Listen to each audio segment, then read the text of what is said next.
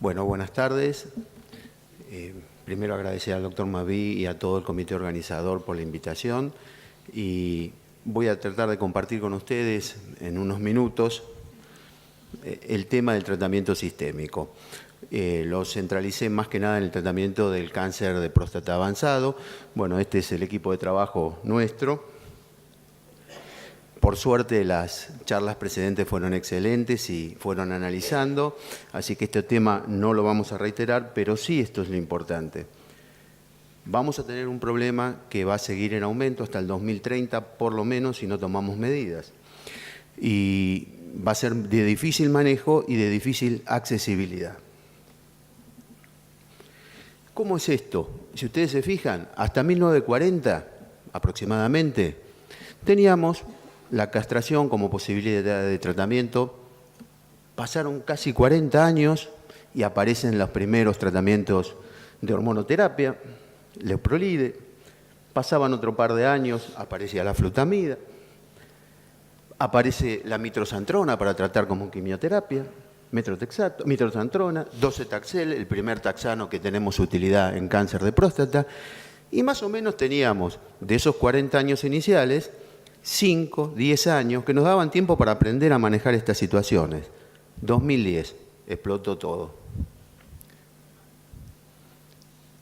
Y entonces, ante semejante posibilidad o opciones que tenemos, fíjense lo que hicimos nosotros. Todas estas instituciones prestigiosas de la República Argentina nos reunimos para hacer consensos. Consensos que no sean obligatorios, pero sí que traten de definir cómo ordenamos ese vademecum cada vez más gigante. Y los primeros consensos se hacían cada 5 años. Este va cada 2, este es del 16, con lo cual probablemente ya estemos diciendo que tenemos que hacer otro nuevo. Bien, ¿qué dice? Dividimos rápidamente el cáncer de próstata avanzado en el que es todavía sensible a la castración, que tenemos dos entidades que ver. El tratamiento inicial es el bloqueo clásico hormonal que todos conocemos y que hemos utilizado por años. Si hay progresión, podemos ir variando las combinaciones que fuimos haciendo. ¿Y qué tendríamos que decir? La quimioterapia tiene un papel, hoy lo tiene, ya veremos cuándo. Cuando necesitamos el tratamiento inicial es el bloqueo combinado análogos LH-RH con un antiandrógeno. Y marqué ahí la castración quirúrgica, que nunca lo olvidemos, cuando tenemos gran carga tumoral y necesitamos una respuesta rápida, puede ser una de las propuestas a utilizar. En cuanto al bloqueo inicial que hacemos a estos pacientes, recomendamos que los estudios dieron una modesta ventaja en aquellos que se inicia con el bloqueo que nosotros llamamos bloqueo hormonal completo, que mejor dicho es el bloqueo dual, ¿no es cierto? Un mes y luego continuar con solamente una medicación. ¿Qué pasaba cuando el paciente sensible a la castración empezaba a progresar? Bueno, los estudios que nosotros vemos, y acá los van a tener los pivotales que dieron la autorización, lo importante es que de los dos primeros trabajaron con M1, o sea, pacientes que ya tenían metástasis, y el último estudio es M0. Fíjense ustedes que donde nosotros vemos enfermedad visceral, metástasis óseas, ahí es donde el paciente empieza a beneficiarse. Y la utilización del docetaxel se autorizó con estos 3 estudios pivotales. ¿Qué nos queda como estándar? En metastásico, insisto, sensible todavía a la castración, ese tratamiento de quimio y hormonoterapia que se hace en forma conjunta. Vamos a otra instancia. ¿Qué pasa cuando el paciente ya no responde al tratamiento hormonal? Que mal llamamos paciente resistente a la castración o cáncer de próstata avanzado resistente a la castración. Tenemos 2 instancias también. Fíjense ustedes. Bien, si nosotros tenemos la primera instancia donde solamente va a haber un cambio en el PSA, lo que se recomiendan estas guías, fallo bioquímico exclusivo, no iniciar tratamiento agresivo al paciente. Si hay metástasis, podemos ir a la quimioterapia, que ya vimos que tenía efecto, o al tratamiento hormonal. Si en cambio hay una progresión, ya estábamos acá, pero hay una progresión, depende de lo que hayamos usado, podemos combinar distintos tratamientos. Esto aparentemente iban a desarrollarlo anteriormente, pero bueno, tengámoslo en cuenta. Cuando llamamos a un paciente que es resistente a la castración o dejó de ser sensible al manejo hormonal, si ustedes quieren, en estas circunstancias: cambios en los niveles de testosterona, 3 aumentos consecutivos de PSA con manejo o manipulación hormonal previa, progresión ósea, 2 o más lesiones y una progresión clínica franca. Cualquiera de estas combinaciones es lo que al paciente lo lleva a esta situación. Fíjense, la progresión del PSA, que lleva a esas manipulaciones que son las que recomendamos nosotros en esos consensos, tiene una visión quizás contraria, que es esta: puede demorar el diagnóstico de aquel paciente que ya es resistente a la castración. ¿Y qué tenemos que tener en cuenta siempre en estos pacientes? ¿Qué carga tumoral tienen? El estado clínico del paciente, el performance status y si tuvo o no un tratamiento previo. Bien, ¿qué es cuando se vuelve un paciente resistente a la castración? No es más ni menos que la adaptación a un microambiente con testosterona baja. Por algún motivo, las células tumorales responden de otra manera. Y esto tiene que ver porque hay mecanismos dependientes de los receptores androgénicos que son dependientes y mecanismos independientes. Hay un gen que codifica este receptor que cuando produce una copia diferente, con falla, va a estar posibilitando que nuevamente el tratamiento hormonal vuelva a ser con drogas de segunda o tercera generación. Fíjense ustedes, esta falla en el gen la podemos ver que está en el núcleo de las células tumorales circulantes, lo podemos dosar en sangre. Por supuesto que en nuestros países todavía no se está haciendo, pero va a tener un valor predictivo y un valor de respuesta al tratamiento. Vamos a saber qué pacientes van a poder responder a un tratamiento y qué pacientes no van a poder responder al tratamiento. Una de las teorías que puede ser es desarrollar agentes contra este gen mutado.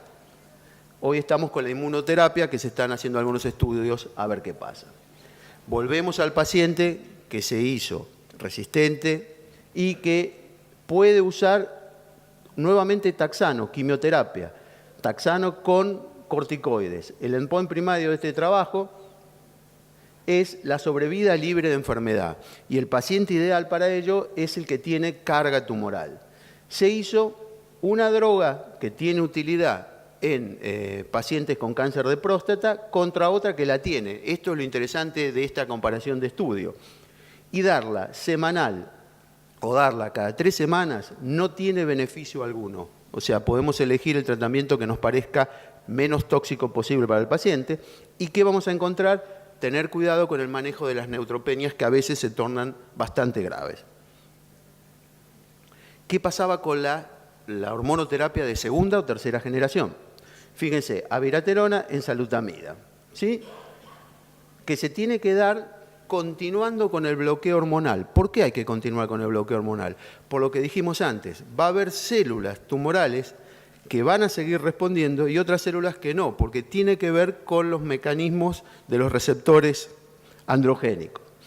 Entonces, se tiene que dar, y el esquema autorizado y el estudio pivotal que dio origen a esto, fíjense que era sobre placebo en pacientes pretratados con quimioterapia, que daba un aumento de la sobrevida global. Y en la enzalutamida, el Previal, que era con pacientes sin tratamiento previo de quimioterapia, también daba una sobrevida aumentada levemente y un letargo en la aparición de lesiones radiológicas. Pero lo que más buscaban era retrasar el tratamiento o el inicio del tratamiento de quimioterapia, y esto se daba con estos 2 productos. Después vino un tercer estudio, Latitud, que esto ya para antes de que tengan las lesiones. Son pacientes de alto riesgo, vieron que hoy los dividimos a los pacientes prostáticos en alto, mediano riesgo. Bueno, a estos pacientes también se beneficiaban con el inicio temprano del tratamiento de la viraterona. Nuevas toxicidades que tuvimos que aprender a manejar, de la ensalutamida, de la que yo les digo que solamente he visto un paciente y que nos sorprendió fue las convulsiones. El resto son más o menos las que ya conocen y que hemos ido manejando. ¿Qué pasaba cuando el resistente a la castración, ¿sí?, progresaba a la primera línea de quimioterapia? También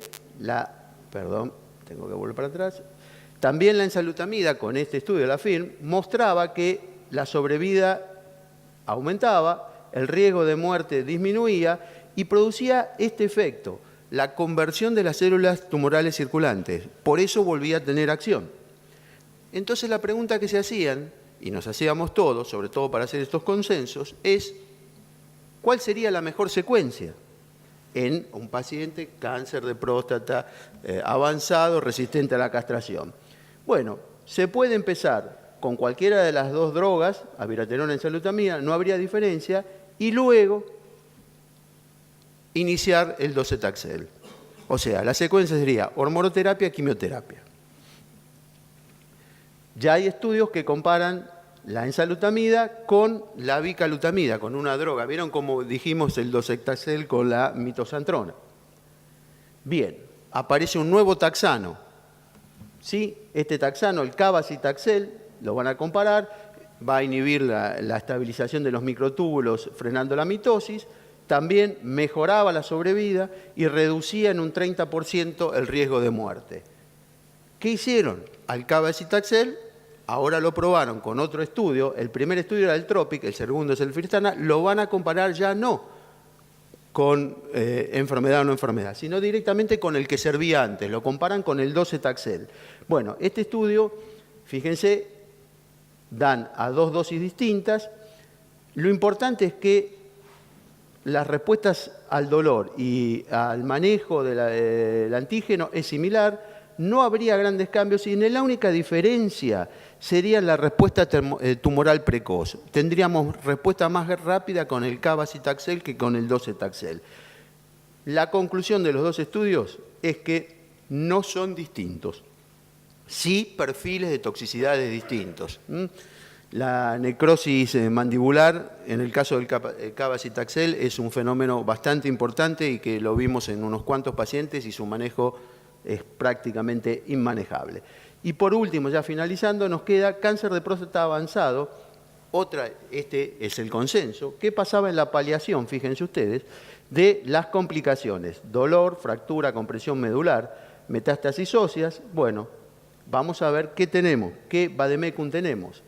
Bueno, el ácido zoledrónico, que ya lo venimos usando hace muchos años, no va a prolongar la sobrevida, pero sí mejora o enlentece la aparición de los eventos óseos. Este se lo comparó con el zoledrónico y por una cuestión de costos no se está utilizando porque realmente las diferencias son mínimas, pero está en disponibilidad en la República Argentina. Los dos requieren monitorear el calcio, la función renal y la vitamina D. Y tenemos estas formas de tratamiento nuevo que estamos administrando. Fíjense ustedes, el estronio y el samario, las diferencias son prácticamente mínimas. Y el radium 223, que sería el que más se está difundiendo en la actualidad, por lo menos en algunos centros de Buenos Aires, que son con o sin tratamiento previo, tienen prolongación de la aparición de los efectos los efectos óseos posteriores, prolongación de la sobrevida contra placebo, 14, 15 meses contra 11, y está indicado solamente para aquellos pacientes que presenten únicamente lesión ósea y no una carga ósea tampoco muy grande. Y finalmente, los consensos nos informan que tienen que instrumentarse los cuidados paliativos para estos pacientes que se le hizo todo el arsenal terapéutico y no alcanzó. Lo ideal y la idea que estamos trabajando en varios lugares es que los cuidados paliativos vayan de la mano desde el inicio del tratamiento de estos pacientes. Bueno, ya finalizando, este sería el cuadro, fíjense ustedes lo que tenemos. metástasis. Fíjense, lo importante es si es sintomático o asintomático. Cuando es sintomático y las metástasis están, todo el arsenal terapéutico tenemos que tratar de utilizarlo. Cuando podemos esperar, tenemos que esperar. ¿Cómo vendrá el próximo consenso? No lo sé. ¿Qué problemas tenemos nosotros en Argentina?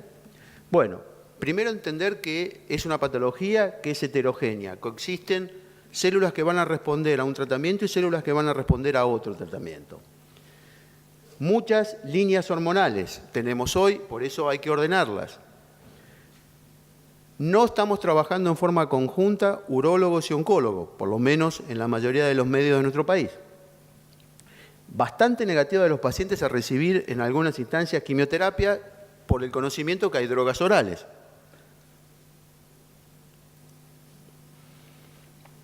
Pacientes añosos que presentan no solo la enfermedad prostática, sino otras enfermedades, lo cual hace complejo el manejo y que requiere, como se dijo bien hoy, un manejo multidisciplinario. Y los taxanos que a su vez también tienen vías dependientes e independientes. Así que en menos de 15 minutos traté de explicarle esto que nos lleva semanas y meses de discusión en un consenso. Los consensos no son para que los repitamos a rajatabla, cada paciente en particular tendrá lo mismo, pero es la idea de ordenarnos y poder trabajar todo de otra manera.